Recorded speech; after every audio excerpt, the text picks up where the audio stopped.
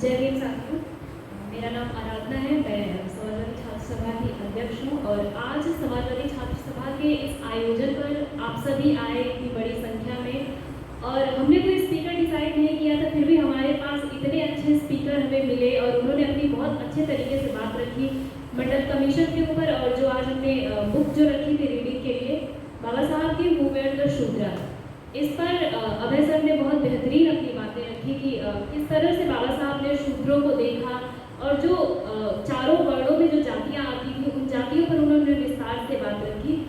हम देखते हैं कि आज जब बात होती है जाति पर, तो कुछ लोग जाति को मानने वाले लोग जिन्होंने हमेशा से हमारे साथ भेदभाव किया है, वो आज कहते हैं कि जाति नहीं रही है, अब सब कुछ आर्थिक आधार पर है। जिन जातियों को रिजर्वेशन मिल गया है, रिजर्वेशन से जो लोग आगे हैं जातियाँ, उन जातियाँ अगर उनके पास पैसा है तो वो बहुत ज़्यादा आगे बढ़ गई, उन्हें रिजर्वेशन देने की ज़रूरत नहीं है।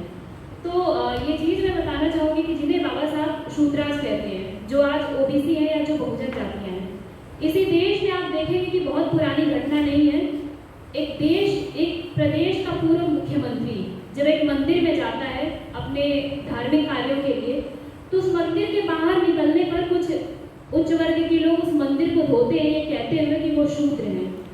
तो इन सभी घटनाओं से हमें सीखने की जरूरत है। फिर जब वो मुख्यमंत्री रह चुका हुआ व्यक्ति है, एक प्रदेश में सबसे ऊंचा स्थान एक मुख्यमंत्री का होता है, वो व्यक्ति 5 साल मुख्यमंत्री रहने के बाद जब मुख्यमंत्री आवास खाली करता है, तो उस मुख्यमंत्री आवास को एक सवर्ण मानसिकता का व्यक्ति गंगा जल से धुलवाता है। और आज भी हम देखेंगे कि आए दिन ये घटनाएं होती हैं। वो व्यक्ति तो मुख्यमंत्री रह चुका होता है, क्या उसके पास धन की कमी होगी? वो आर्थिक रूप से उस प्रदेश का सबसे बड़ा व्यक्ति मान लीजिए, अगर हम माने तो उसके पास बहुत पैसा है, क्या उसके पास पैसे की कमी थी? नहीं थी। वो आर्थिक रूप से ऊंचे पायदान पर पहुंच चुका है, लेकिन उसकी जाति जो है वो ओबीसी में आने के कारण, शूद्र होने के कारण उस व्यक्ति के साथ किस तरह का व्यवहार किया जाता है। तो ये हमें समझने की जरूरत है कि हम अगर आर्थिक रूप से भी आगे बढ़ जाएं या फिर हमारे पास बहुत ज़्यादा पैसा हो जाए, कुछ भी चीज़ें हो जाए, लेकिन हमारी जाति जो है वो जाति हमसे नहीं मिटती है। और इस देश में जो कहावत कही जाती है कि जाति है कि जाति नहीं, आप चाहे बड़ी यूनिवर्सिटियों में पढ़ लीजिए, जब आप जाते हैं पीएचडी एडमिशन के लिए या फिर असिस्टेंट प्रोफेसर बनने जब जाते हैं, तो वहाँ भी आपकी जाति देखकर आपके साथ भेदभाव किया जाता है। हो सकता है कि आपका ही साथी किसी सवर्ण जाति से आता है तो उसके साथ कोई डिस्क्रिमिनेशन नहीं होता है, लेकिन इसी कैंपस में, जेएनयू कैंपस जो सबसे ज़्यादा प्रगतिशील माना जाता है, इसी कैंपस में पिछले साल की ही घटना है कि ओबीसी और एससी जाति से आने वाले बच्चों को 2 और 3 नंबर देकर बाहर किया जाता है। तो ऐसी घटनाएं हमारे सामने आती रहती, हम देखते रहते हैं। दूसरी बात, आज का जो अवसर है, हमारे नेता, हमारे विचारक, हमारे चिंतक, जिनकी वजह से आज हम सब यहाँ बैठे हुए हैं, किसी यूनिवर्सिटी में आने का सपना देखते हैं, पढ़ने का सपना देखते हैं और एक तरह से अपने समाज को आगे ले जाने का सपना देखते हैं।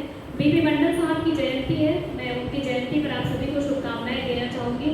और आज सिर्फ जयंती पर ही नहीं, हम हमेशा ये बात करें उनके योगदानों को जाने कि उन्होंने किस तरह से ओबीसी समाज के लिए काम किया। क्योंकि हम जानते हैं कि जो हमारे दलित समाज है, उन्होंने अपने नेताओं को चुन लिया, वो अपने नायकों को जानते हैं और बहुत अवेयर है उनके प्रति, उन्होंने उनको पढ़ रखा है, जानते हैं, उनको भगवान की तरह पूजते हैं। लेकिन ओबीसी समाज आज भी अपने नायकों को पहचान नहीं सका है। पहले अजीत जी ने बात की थी कि बहुत लोग नहीं जानते होंगे कि बीपी मंडल का पूरा नाम क्या है। अभी हम लोग कैंपेन कर रहे थे इस कार्यक्रम के लिए, स्टूडेंट से मिल रहे थे, तो कई लोगों से हमने बताया कि हम बीपी मंडल की जयंती मना रहे हैं, आप लोग आइए, हमसे जुड़िए। कई सारे ओबीसी स्टूडेंट्स थे जिन्हें नहीं पता था कि बीपी मंडल कौन है।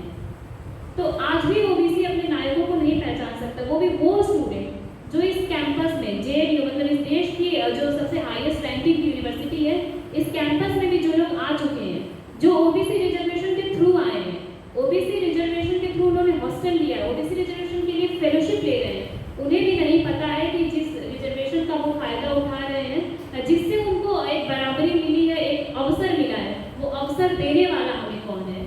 तो हमें अपने लोगों के बीच में जाकर ये बातें बतानी चाहिए, उनको समझाना चाहिए, सीखना चाहिए। और ऐसे कार्यक्रम जो कैंपसेस में होते रहते हैं, उनको आपको जुड़ने की आवश्यकता है, ताकि आप जान सकें कि अपने नायकों ने कितना बड़ा संघर्ष किया है।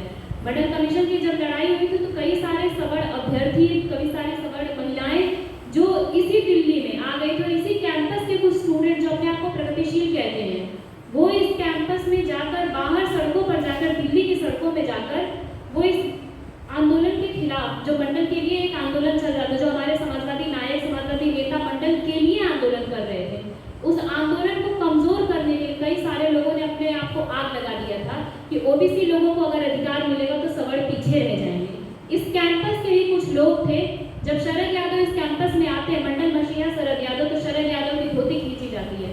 और वो धोती खींचने में कोई ऐसे लोग नहीं थे जो अपने आप को राष्ट्रभक्त या फिर क्लेम करते हैं ये सब। उन धोती खींचने वाले वो तथाकथित प्रोग्रेसिव लोग थे। तो हमें उन लोगों से भी बचने की जरूरत है जो अपने आप को कहते हैं कि हम प्रोग्रेसिव हैं, इन चीज़ों की बात करते हैं। इस कैंपस में प्रोग्रेसिव कहने वाले लोगों ने आज मंडल कमीशन, मंडल हमारे जो बीपी मंडल साहब है, नायक है, नेता है, उनकी जयंती पर इस कैंपस में किसी भी ऑर्गेनाइजेशन ने कोई कार्यक्रम नहीं रखा है, किसी का पर्चा नहीं आया है।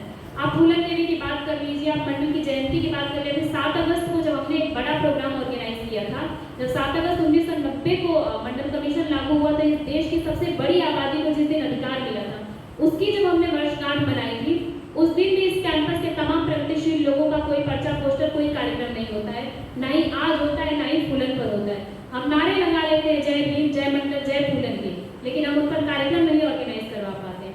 इस कैंपस की सबसे बड़ी आबादी होगी जो ओबीसी आबादी होगी, लेकिन उसको ये नहीं पता होगा जब हॉस्टल में रिजर्वेशन जब मिलता है या फिर हॉस्टल में रिजर्वेशन के लोग के लिए लड़ाई किसने लड़ी है।